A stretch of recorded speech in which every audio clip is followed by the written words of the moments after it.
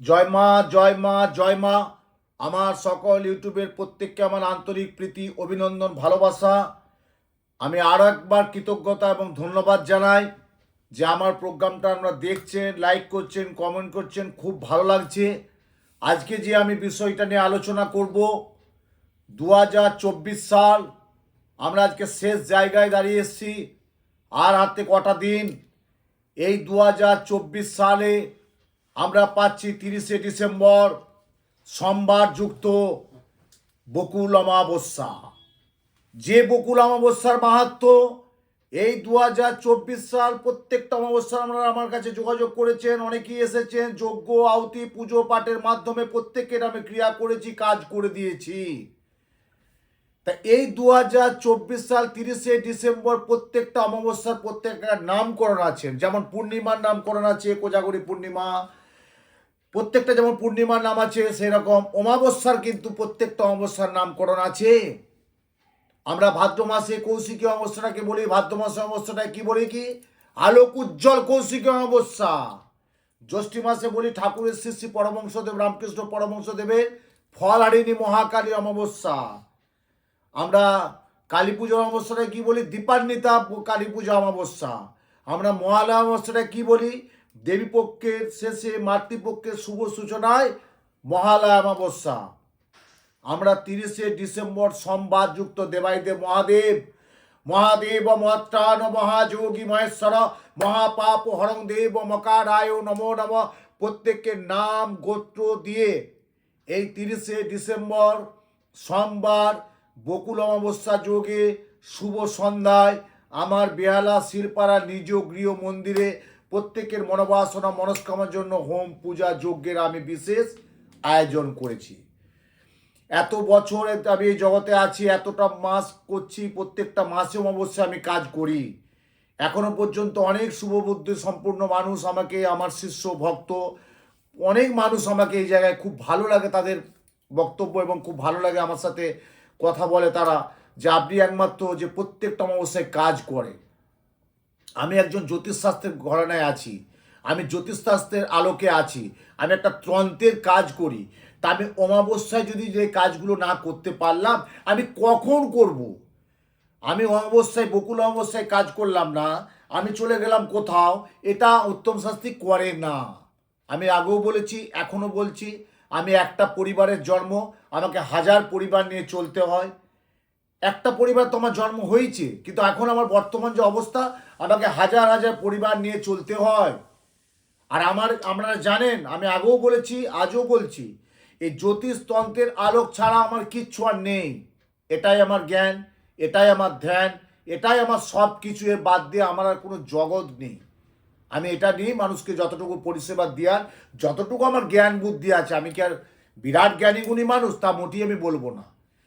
তা জায়গায় এতবার মানুষের সাথে এত আমার যোগাযোগ থাকে, প্রচুর জীবনে প্রচুর মানুষ আমার কাছে এসেছে, অনেকে অনেক সমস্যা থাকে, তাদের যতটুকু পেরেছি আমি মায়ের কাছে জানিয়ে, ঠাকুরের আশীর্বাদ নিয়ে আমি যতটুকু পেরেছি, মা তারা আমাকে জানিয়ে আমার রাজেশ্বরী মন্দিরে মায়ের কাছে আমি যতটুকু পেরেছি তাদের জন্য অঞ্জলি আহুতি বা যেটা কাজের নিয়ম, যে নিয়ম সেই নিয়ম অনুযায়ী আমি কাজগুলো করে থাকি। যাই হোক, তা আগামী 30শে ডিসেম্বর সন্ধ্যাবেলায়, সোমবার 30শে ডিসেম্বর শুভ সন্ধ্যায়, সন্ধ্যাবেলা 2024 সালে বকুল অমাবস্যা যোগ।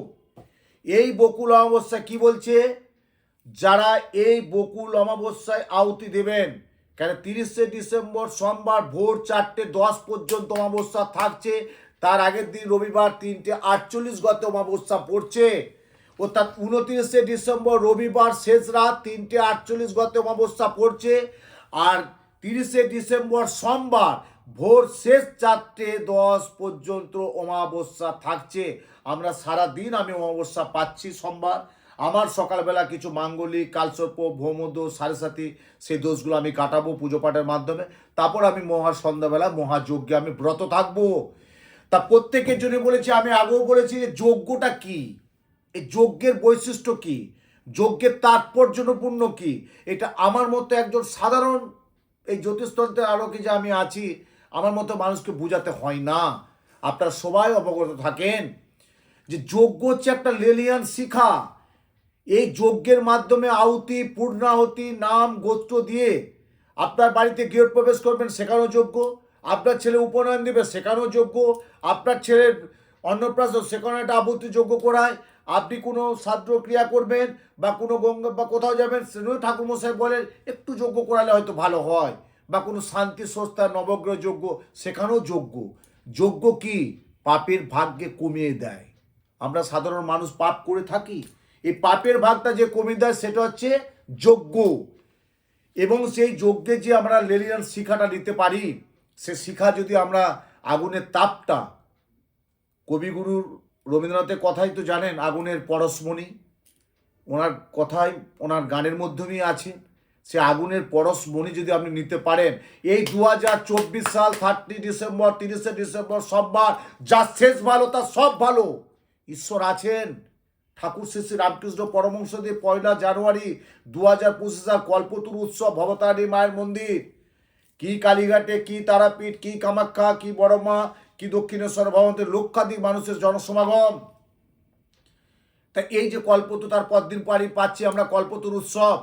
তার আগে যে অমাবস্যা যদি আপনি কাজ করাতে পারেন, আপনার ছেলে মেয়ের পড়াশোনার জন্য, বিদ্যার জন্য নীল সরস্বতী কবচ, ব্যবসার জন্য ধনদা ভাগ্যলক্ষ্মী কবচ, স্বামী স্ত্রীর মধ্যে মত পার্থক্য হচ্ছে তার জন্য একটা বশীকরণ যদি ক্রিয়া করতে পারেন, পরার্থে ক্ষতি করছে নিজের এবং কাছের লোক, তার জন্য গুপ্ত শত্রুতা, বগলামুখী যজ্ঞ। বাড়ির আপনার বাড়ির কেউ না কেউ ডাক্তার দেখাচ্ছেন, ওষুধ খাচ্ছেন, সব টেস্ট করেছেন, সব করছেন, আমি বারবার বলছি ডাক্তারবাবুর পরামর্শ নেবেন, কিন্তু সে রোগ সারছে না। একটি 14, 15, 16 বছরের মেয়ে, তার শারীরিক একটা বিরাট প্রবলেম, আপনারা জানেন আমি কোনো মহিলাগত একটা বিরাট প্রবলেম, সেই সমস্যা আমাকে এসে বলছে এটা কি করে কি হয়। ডাক্তারবাবু দেখাচ্ছি, আমি বললাম যে এটা করো মা, এটা করলে এটা করলে এটা করলে, এটা শুক্রের প্রতিকারটা এটা করো, এইভাবে করো। আমি বসে আহুতিটা দিই। একটি বাচ্চা ছেলে, হ্যাঁ, তার শরীর স্বাস্থ্য ভালো হয়ে যাচ্ছে না, পড়াশোনায় মনোযোগ দিতে পারছে না, দুর্বল হয়েছে, ক্ষীণ হয়ে যাচ্ছে, অসুস্থ হয়ে যাচ্ছে, ডাক্তারবাবু দেখাচ্ছে, ওষুধ খাচ্ছে, সব ঠিক, কিন্তু শরীর পারমিট করছে না। তার জন্য বলেছে একটা এই জিনিস করতে হবে। যাদের বিদ্যা যোগে অমনোযোগ, তাদের জন্য বলছি বিদ্যার জন্য কাজ করতে হবে। এবং সর্বোপরি বাস্তু, যে বাড়ি থেকে আপনার আয় উন্নতি, যে বাড়ি থেকে আপনার শুভ সূচনা, যে বাড়ি থেকে আপনার চাকরি উন্নতি, যে বাড়ি থেকে আপনার সাফল্য, যে বাড়ি থেকে আপনার সমস্ত লেনদেন, আদান প্রদান, চাকুরি, ব্যবসা, তাদের জন্য বাস্তু দোষ আগে কাটাতে হয়। আপনার 2025 সালটা বাস্তু কী করে ভালো থাকে, সেই বাস্তু দোষ। এবং প্রত্যেকের জন্য আমি বলছি, এই 2024 সালে 30 ডিসেম্বর সোমবার বিরাট মূল্যবান যোগ। এই যোগটা যদি কাজে লাগাতে পারেন, এবং আপনারা মনে রাখবেন, বলবেন যা একজন জ্যোতিষতন্ত্রের আলোকে আছেন উত্তম শাস্ত্রী মহাশয়, ওনার কাছে আমরা এই 2024 সালের 30 ডিসেম্বর শেষ অমাবস্যা যোগে, বকুল অমাবস্যা যোগে এই কাজটা করে এনেছি। প্রত্যেকের জন্য বলছি, হাতে করে দয়া করে বলছি, আমি কিন্তু বারবার বলছি, এই অমাবস্যায় বিশাল একটা মাহাত্ম, আমার যত কষ্ট হোক প্রত্যেকে আহুতি দেবো। আপনারা মনে করে প্রোগ্রামটা 10 মিনিট দেখুন, ভালো করে দেখে আপনারা নোট করে নিন। 9টা বেলপাতা নিয়ে আসবেন, হাতে 100 গ্রাম নিয়ে আসবেন, একটু কর্পূর নিয়ে আসবেন। আর কি নিয়ে আসবেন? 100 গ্রাম ঘি, একটু কর্পূর, 9টা বেলপাতা, আর যদি পারেন বকুল ফুল। বকুল অমাবস্যা, বকুল ফুল। এবারে আপনি বলবেন যে গুরুজি আমার সাথে 5, 10, 15, 20 বছর সম্পর্ক যারা, তা আমি তো যাচ্ছি, আপনার ওই স্টাফ যে আছে বা যে ফোন ধরে যে ভাই আছে তাকে বলে দিন না আমি যে পয়সা দেবো না, আপনাদেরকে নিয়ে আসতে হবে, এটাই তো আমার কাজ। যে উত্তম শাস্ত্রী বলেছে 9টা বেলপাতা, 100 গ্রাম ঘি, একটু বকুল ফুল, একটু সামান্য কর্পূর। এটা তখন তো মনে থাকবে যে উত্তম শাস্ত্রী বলেছে 9টা বেলপাতা, 100 গ্রাম ঘি, একটু কর্পূর, একটু বকুল ফুল।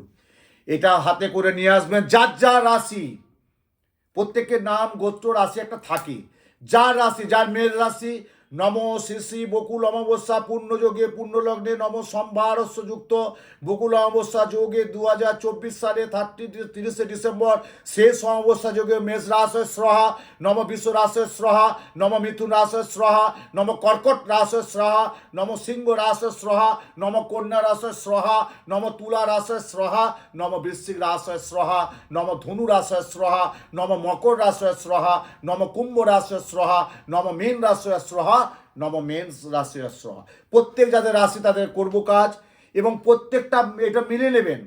প্রত্যেকটা যাদের রাশি তার প্রত্যেককে আহুতি হবে আলাদা।